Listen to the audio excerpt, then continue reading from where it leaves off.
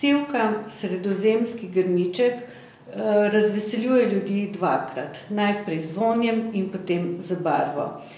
To sta nam predvsem lepo predstavili dve avtorici, Eva Marija Stadler in Izabel Winterlin, ki opišeta v knjigi svoja doživetja, ki ste jih podoživeli v deželi Sivke Provansa.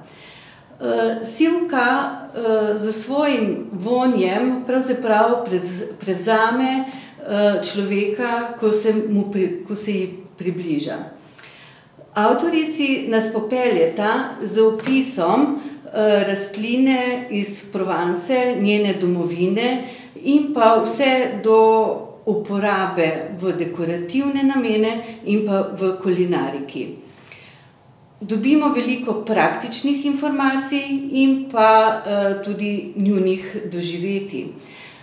Praktična informacija, kako gojiti rastlino, kako skrbeti za njo v njenem rastnem obdobju in pa različne sorte, vrste sivke, ki jih je pa izjemno veliko.